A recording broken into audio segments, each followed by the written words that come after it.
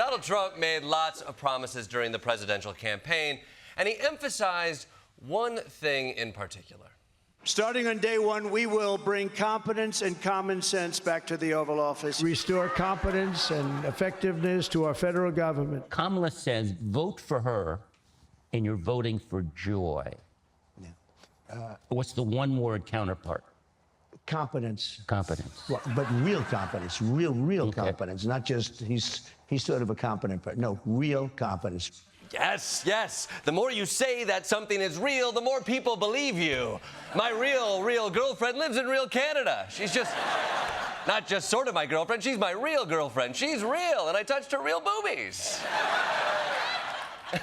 By the way, what room is that? I feel like the Beast must have Belle trapped in the room next door, right? But yes, Trump promised his presidency would be marked by competence. And now that we're 2 months in, let's see how that's going. Some serious security concerns over the newly released JFK Files and real anger after Social Security numbers and other private information of more than 200 people were made public on Tuesday. The Washington Post reports that among them are former congressional staffers and one of Donald Trump's most vocal defenders, his former campaign lawyer, Joseph DeGeneva. He is furious, telling the Post it's absolutely outrageous, adding, "It's like a first-grade elementary-level rule of security to redact things like that." Whoa, man. Looks like 304-556-6622 is really upset about that leak.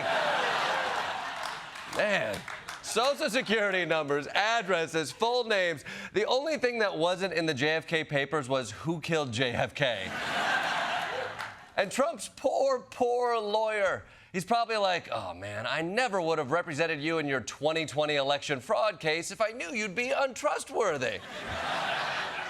But we can't be surprised. Everything Trump has done so far has been sloppy. Whether it's Doge not knowing who they're firing, ICE not knowing who they're deporting. Turns out they can't even do a classic DEI purge right. Tonight, the Pentagon sparking outrage after removing from its website a story celebrating the Army record of American icon Jackie Robinson. A senior military official tells us tonight that the Pentagon relies on computer software to scrub DEI content from its websites, and that ultimately those stories about Jackie Robinson were removed by mistake. Yeah. Oh, don't blame us. Blame our racist software. We should have never used Chat KKK. Classic mistake. Classic mistake. Be careful where it is. The Jackie Robinson mistake wasn't even the most embarrassing anti-DEI flub.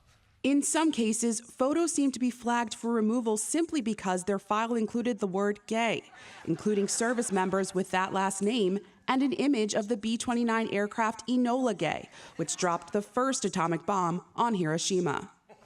That's how lazy they were with this. They just Control-F'd for gay-sounding keywords and deleted anything that showed up.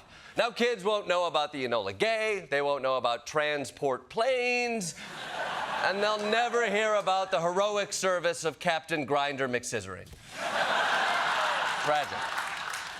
What's extra tragic is this could have all been avoided if they had just named the plane Enola Gay No Homo, you know?